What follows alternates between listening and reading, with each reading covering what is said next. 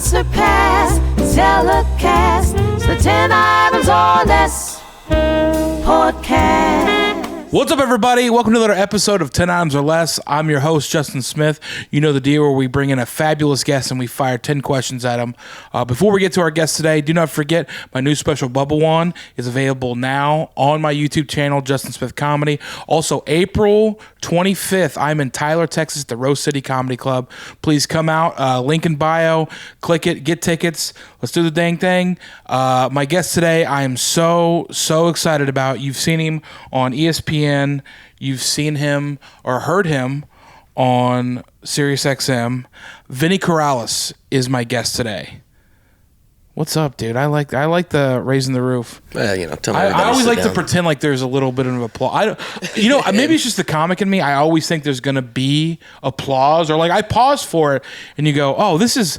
I do this every time, and it feels awkward and a little psychotic. Yeah. Well, it was. You know, I was playing off your crescendo there. Yeah, I know. This is my show, and it's not like this is episode 1. We've been doing this for almost a year.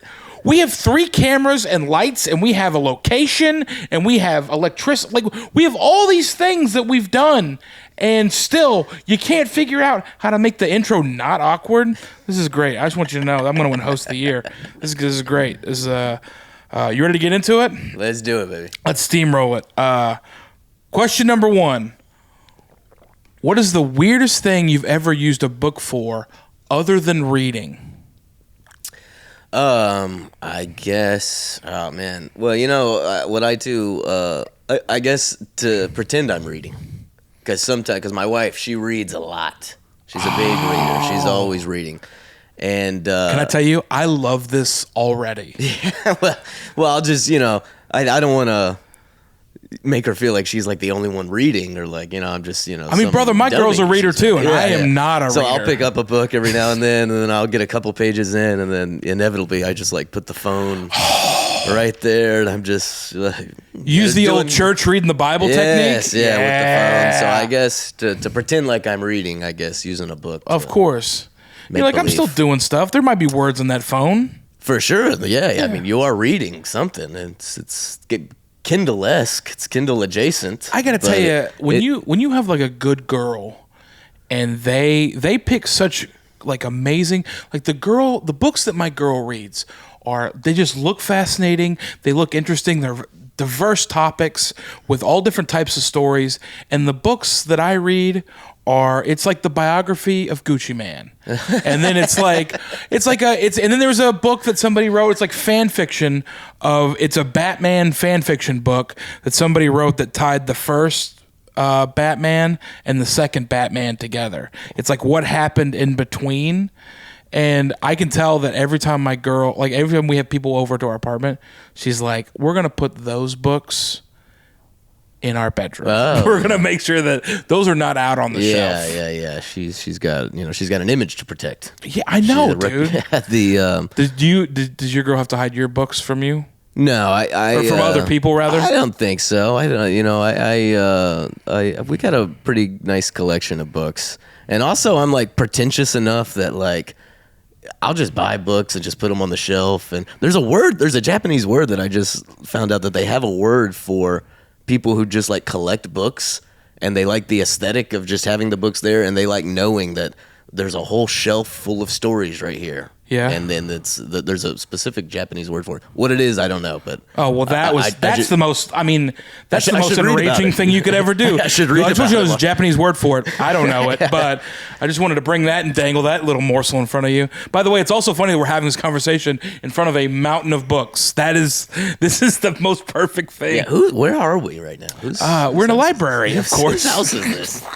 I got to ask this. Have you ever thrown a book at a person? No. Have you? No, but I've always wanted to. I don't know. It just seems like the perfect thing to throw. Yeah? It seems like it would be so much fun to just, I don't know. Just somebody seems like a pretty achievable dream. I know, you but could do it right now with Mac right there if he gets out of line. But I feel like it's got to be like the perfect like situation, you know? Okay. I love sports. And I like playing sports on occasion, but there's some sports that I'm not good at. I love, like, when I play basketball with people, I like to be like the setting picks guy. Oh, That's my sure. favorite. But as far as like shooting and dribbling, absolutely not. I'll take a pass and then pass it out. I can kick it out all day. You're a role player. Yeah, of course. Yeah, you're Steven Adams. But yes, of course. Steven Adams is the best. But when it comes to shooting, nightmare scenario. And that's why I always said that if I ever one day shot a 3-pointer and made it, that's when I retire. That's when I'm going to make that 3-pointer, I'm going to call a timeout, and I'm going to walk off I'm not even going to say goodbye to anybody. I'm just going to walk out and then take my jersey, and I'm just going to lay it on the court, and then that's that. We play basketball every Saturday. We have a group of comics that play here in town every Saturday. If you want to come out tomorrow, I might do come that. on out. I invited Matt out yesterday too. Yeah, you need a pick setter. Come on, dude. Look at me. Hold on. Watch. See, look. Oh, look at that. That's form. I'm telling That's you, perfect dude. form. How does this tie into the books? The throwing of the books? I don't know. The same thing with the 3-pointer, like being like a grand moment. I'm like, that's what I want with a book. Like, I don't want to. I don't want to just throw a book to throw a book. There we go. I want to have a moment where it's just like, somebody says something. You want it to be a book you're reading at the time, or you want to like take it off the shelf and like Austin Powers, like what was the Asian guy on Austin Powers when he threw the shoe? Remember What is his name? He killed somebody way back. They found he was fun. Random task. Yeah. Random, and he like frisbeed it.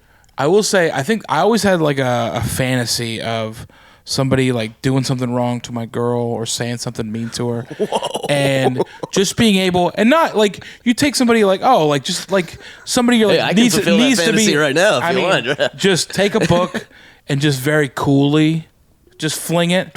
And just be like, oh, so we're not doing that anymore, right? And you think you're accurate enough to have the message sent? Just one book, or are you gonna? I feel like one book sends a message. Okay. If somebody throws a book at you, you never forget that. Yeah. Well, I mean, I don't know your accuracy too. So if you're worried about the 3-point shot, I don't know. I don't know. I feel like there's too much equipment around to be testing this theory. All right, next question.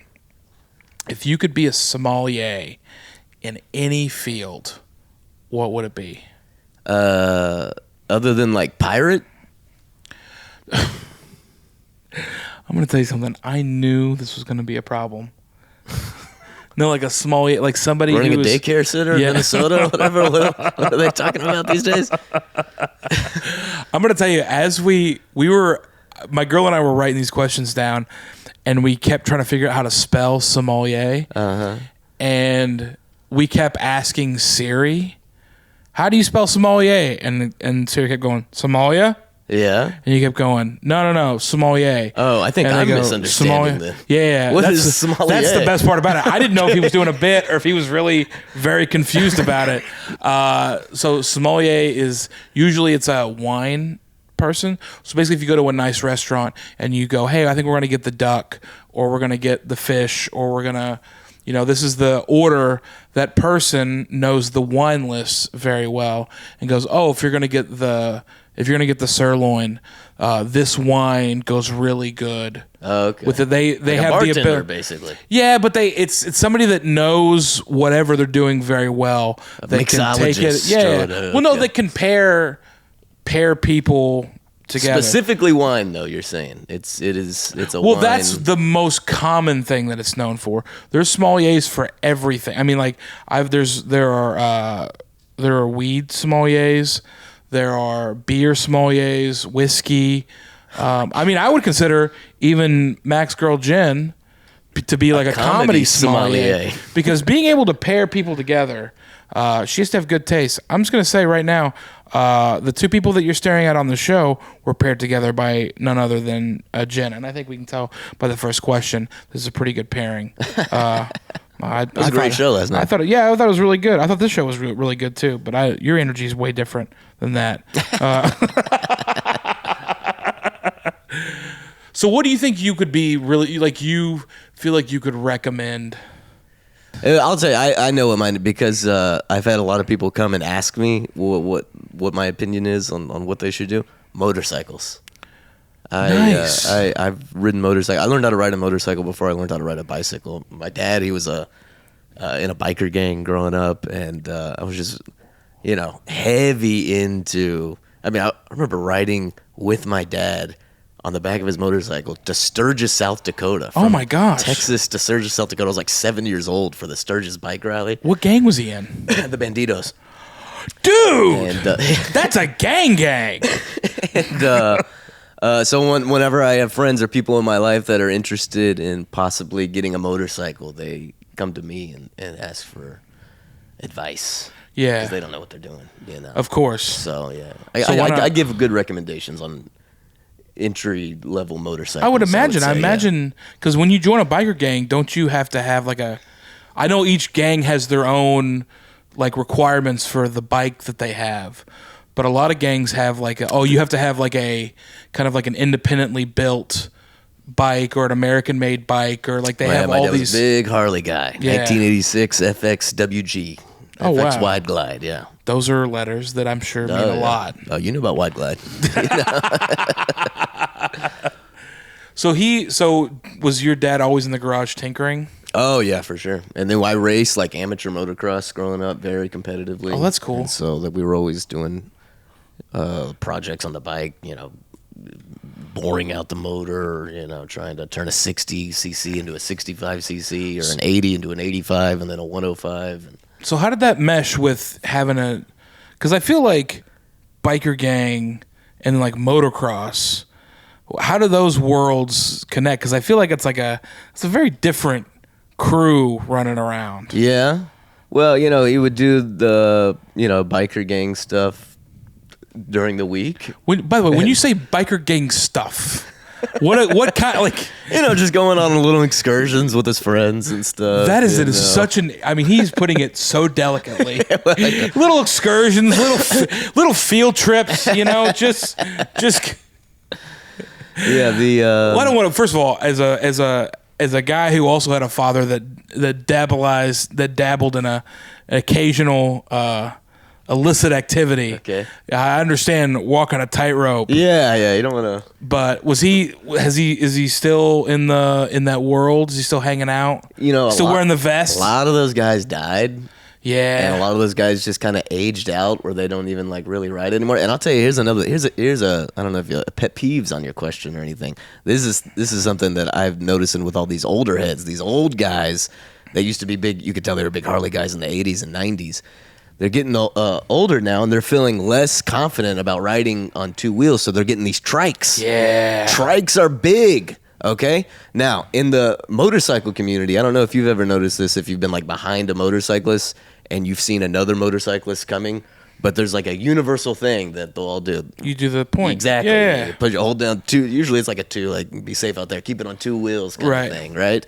And it's just, it's very community based. Like, I see you're on two wheels, I'm on two wheels. Right. Just be safe out Oh, there. I can already We're see on this the same coming. thing. Guys with tricycles are still wanting to extend their hand, give me a two, and we're in a different echelon now. We're in a different, at a stoplight, you don't have to put your feet down to still have balance on your bike. I got to put my feet down. Like you're basically in a car. Yeah. And you want it's stolen valor, really. Like, I get that you used to be in this world, but you're not anymore. Like, Yeah, now you basically have a sidecar. you're in a tricycle. You're like a Yeah. little kid, like on a tricycle, and they still want to, they still want to feel like, Yeah, you're in the retirement home for motorcycles. Is That's what you it, are. yeah, that's it. That's exactly what it That's is. so crazy, dude. But I can't stand that. They'll come. They try with me. I keep two hands on the handlebars. Yeah. You're not getting that from me. Yeah, I do occasionally. All those biker videos will occasionally pop up. There's always like weird culture things, and you're like, I don't know, guys. Why not everybody just be chill? Let's let everybody stop and let's get some popsicles or something like that. Yeah. I just feel like after you ride a motorcycle. Well, they did do like a lot of like good. Like, I remember at least twice a year going for like toy drives, big toy drives, Yeah. at school supply drives and stuff like that, where all the motorcyclists would meet up and take one big ride 50 miles somewhere with toys on their back, and it would just be miles of motorcyclists with just toys on their just back, toys, and no nothing contraband. else. No contraband.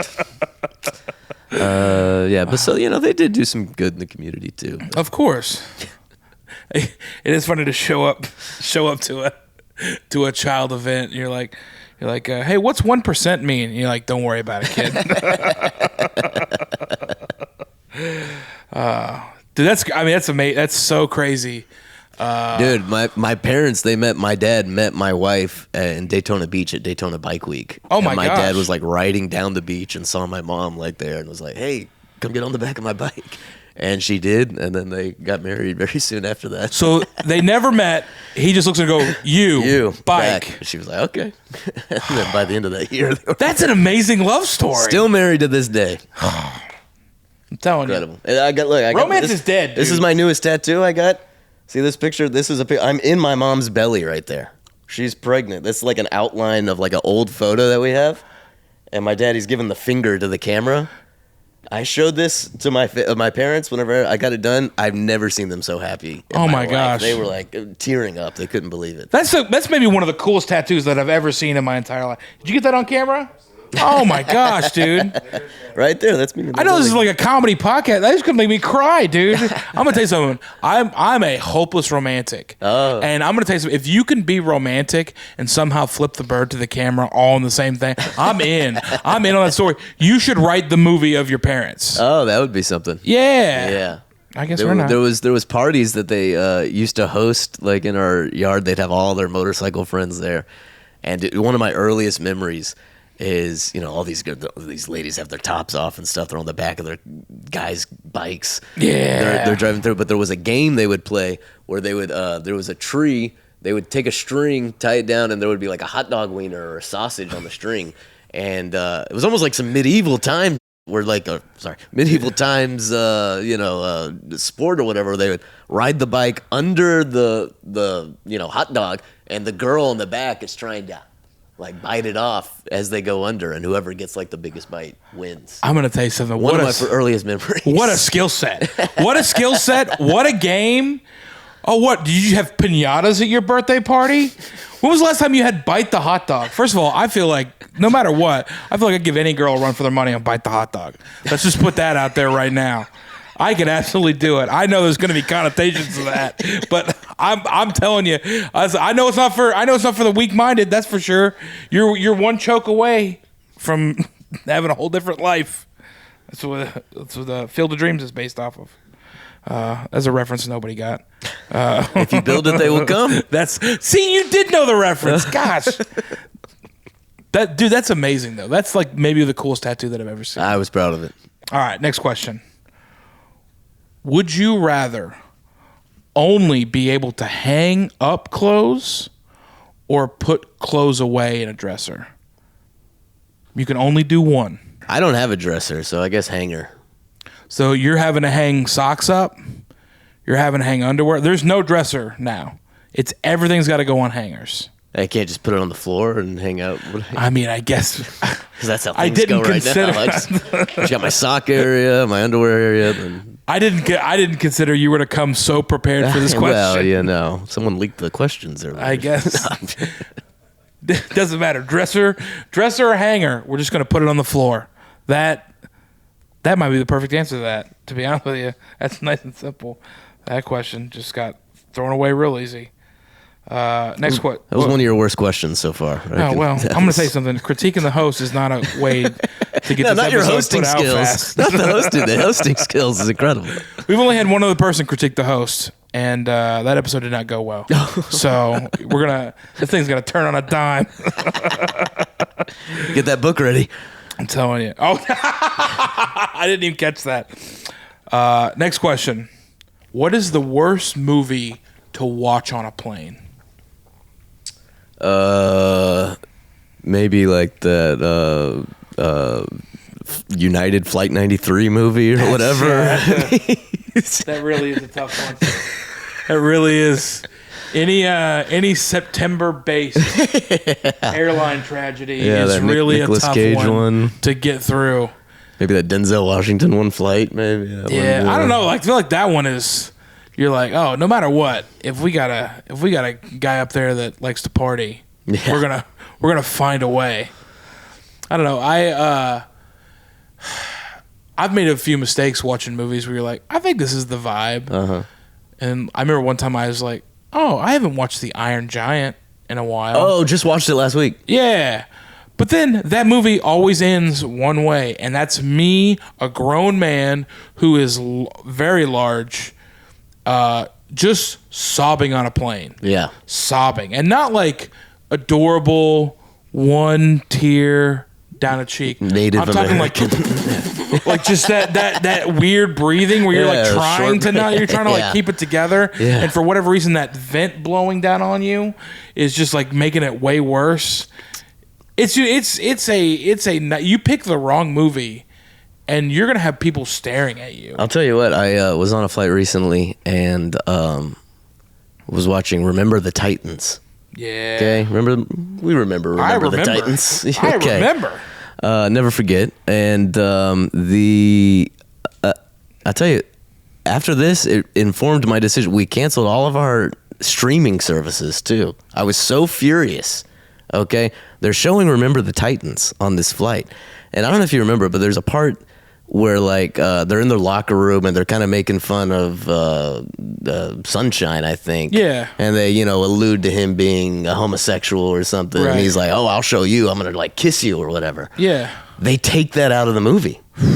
But they leave in the scene where, like, later Gary Bertier is like referencing what happened in the locker room. Yeah. And you're watching it and you're like, wait, what are they talking about? Because we didn't even see that. Like, this line's coming out of nowhere. It does feel like a weird Zack Snyder type cut. They're tinkering. These streaming services are tinkering with things. Like, my girl loves the movie Adventures in Babysitting. Oh, I love that movie too. Good luck, babysitter. It's changed. You got to get the physical copy. What part did they change? There's a few like.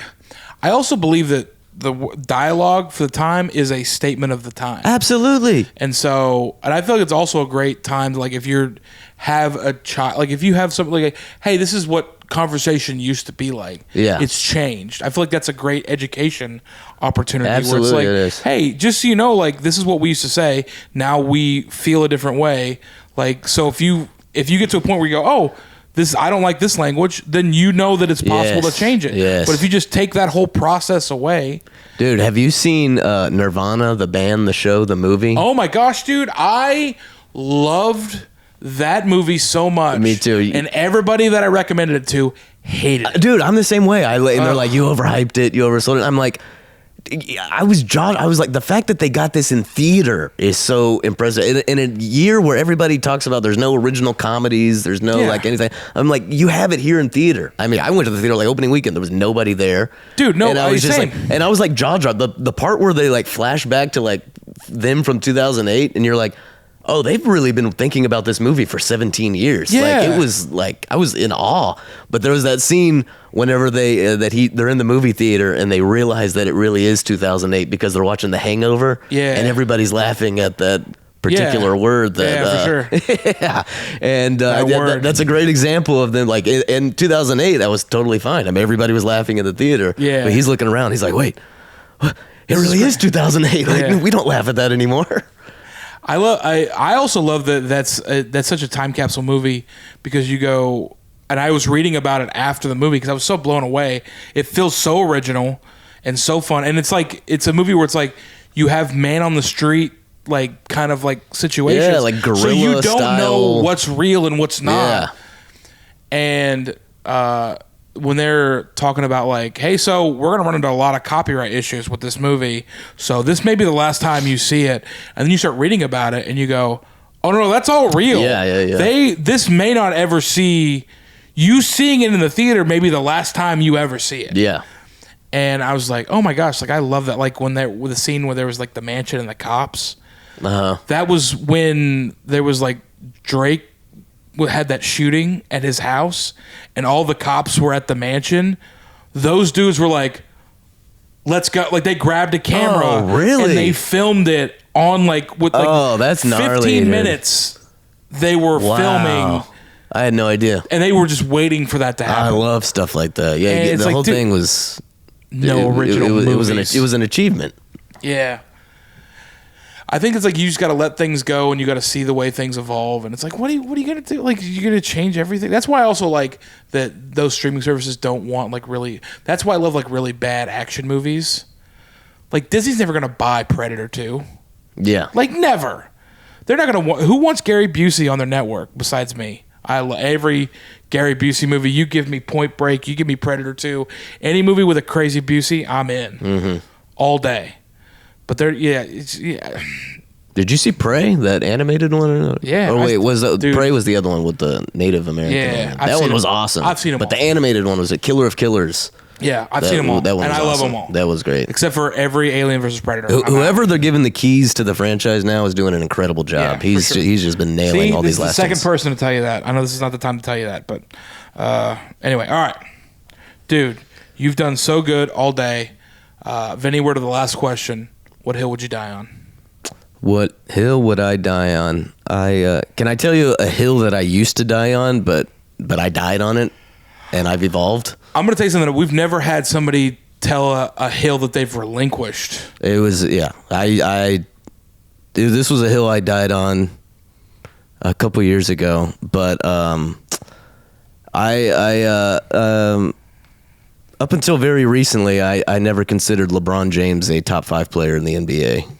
Okay. And this was a hill I would always die on, and I'd get in crazy arguments with people from, in school, high school, college, when I started doing comedy with other comedians, just random strangers at a bar. I mean, shouting matches at one point. Can I make a clarification? Go for it. Question?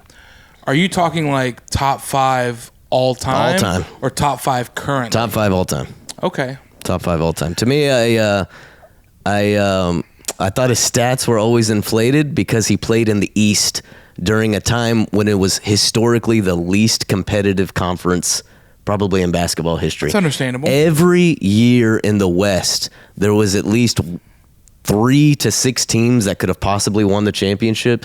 Every year in the East, it was only one team, and it was whatever team LeBron was on. Yep. And that wasn't a testament to his greatness. It was a reflection on how uncompetitive the East was.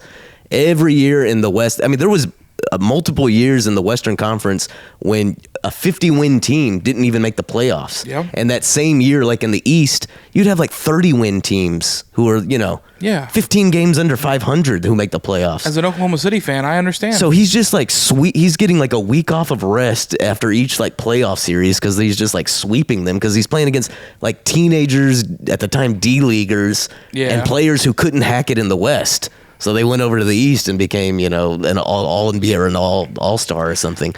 And even whenever he like went to the West and won his championship with the Lakers, I still, because it took literally the world shutting down. Yeah. For those during the pandemic for them to have this Mickey Mouse Summer League tournament in Orlando. Yeah. And it's like, I didn't even really consider that, but over the last couple of years, just him being the age he is and still doing it at this level, and I think I get in my feels because I'm also aging, and I'm 43, like I said. Yeah. And I still play basketball, and I know whenever he stops playing basketball, it's like, oh man, it's gonna not too long until I stop playing basketball. Yeah. So I want him to play as long as I can because it's just like, I've been watching him since I was like in middle school, basically. He's playing for us. Yeah. Well, whatever 43 minus 20 years would be. But this was a hill. I mean, I lost friends over this because I would just, and I had the stats to back. I did a little independent research and worked out a little. I winning percentage of teams from the East and the West, and it was just like, no, this guy is a beneficiary of playing against like not great players. Well, besides the East thing, was there something else that you? Because I understand playing in the East is a whole. That buzzsaw of. You have Memphis, Golden State at its peak. You had Oklahoma City with that dynamic trio that they had for so many years. The Spurs were in it every year. Tim Duncan never lost more than, or never, his worst season was a 50-win season. Yeah. But every year. Clippers. They had a run. Those James Harden years at the Rockets, he had a run. Yeah. James Harden is always going to James Harden in the playoffs. Yeah, well, he was one Chris Paul injury away from winning the championship. Here's a hill I die on. James Harden should have had at least 3 MVPs.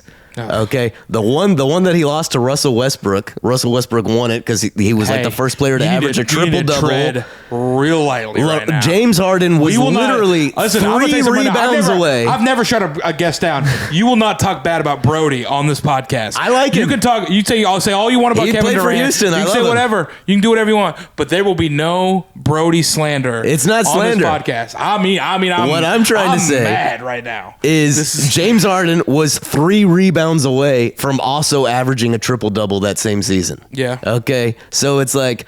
Triple doubles are easy for point guards to get these days. I mean, more people are shooting threes. The ball bounces more like. And then one of those Giannis years. I tell you what. Why don't we? James Harden should have won it. You should definitely take those two things because you think those things are similar. You should definitely pull up all the defensive highlights from Russell Westbrook that season, and then also put them right next to all of James Harden. Everything they asked about James Harden, he delivered. They were like, "Oh, he never passes. He led the league in assists that next year. Oh, he never plays defense. He was like top 3 in steals that next year. Like everything that was asked of him, he did.